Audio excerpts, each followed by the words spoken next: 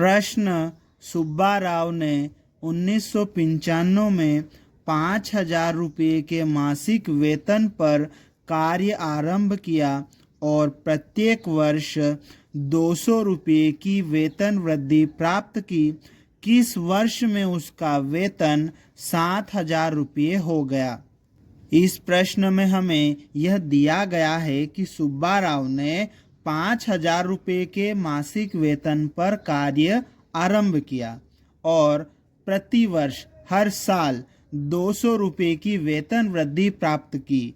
तो किस वर्ष में उसका वेतन जो है 7,000 रुपये हो गया, यह बताना है। ठीक है, तो इस प्रश्न को हल करने के लिए हम लिखेंगे हल, और उसके बाद में यहाँ पर देखो क्या कहा गया है कि उसने 5,000 रुपये के मासिक वेतन पर कार्य प्रारंभ किया और हर साल कितने रुपए की वेतन वृद्धि प्राप्त की? 200 रुपये की। तो हर साल उसमें 200 बढ़ते जाएंगे।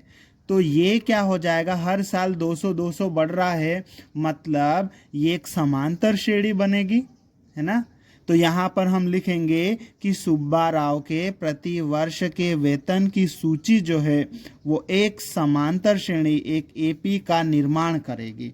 उससे एक एपी बन जाएगी, एक समांतर श्रेणी बन जाएगी। ठीक है, हर साल सेम संख्या बढ़ रही है ना, हर साल 200 रुपये बढ़ रहे हैं। ठीक है, तो ये एक समांतर श्रेणी बन जाएगी जिसमें प्रथम पद पहले मंथ की सैलरी होगी, स्टार्टिंग की सैलरी तो कितनी है? 5,000 रुपये।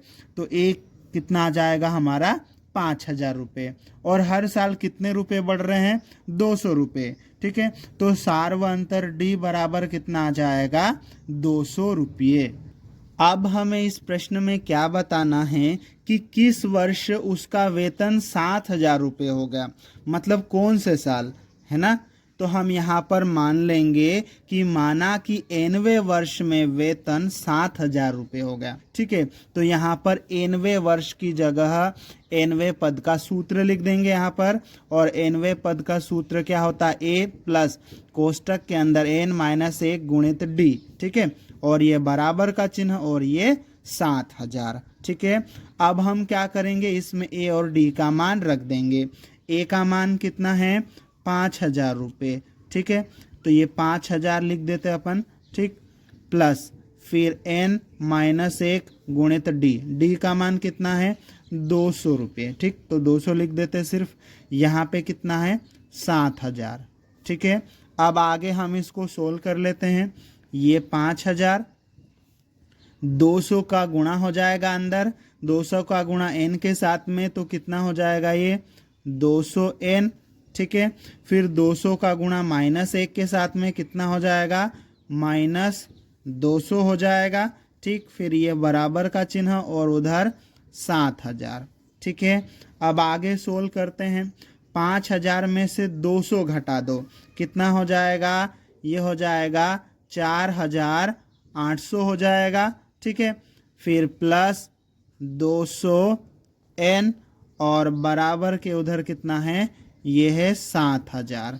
ठीक है, अब आगे हम इसको सोल्व कर लेंगे तो क्या करेंगे? ये आ जाएगा 200n, ये बराबर का चिन्ह, ये 7,000। ठीक है, ये 4,800 को बराबर के इधर से उठा के बराबर के उधर भेजेंगे। इधर ये प्लस का है, उधर जाएगा तो माइनस का हो जाएगा। ठीक है,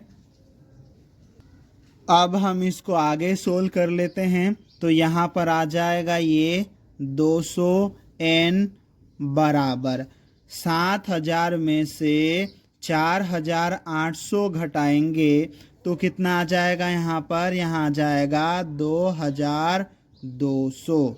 ठीक है, अब यहाँ पर हमें n का मान निकालना है और n जो है उसके साथ में 200 चिपका हुआ है, तो ये बराबर के उधर जाएगा तो 2,200 के बटे में आ जाएगा। ठीक है, तो ये आ जाएगा n बराबर ये 2,200, इसके बटे में आ जाएगा ये 200। ठीक है, अब 2200 में 200 से भाग देना है। तो कैसे करेंगे, देखो 0 से 0 काट लो, 0 से 0 काट लो, 22 में 2 से भाग देंगे, कितना आ जाएगा 11।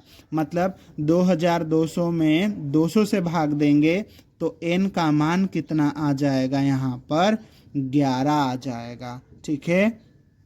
अतः 11वें वर्ष में सुब्बा राव का वेतन 7,000 रुपये होगा और यही हमारा उत्तर है।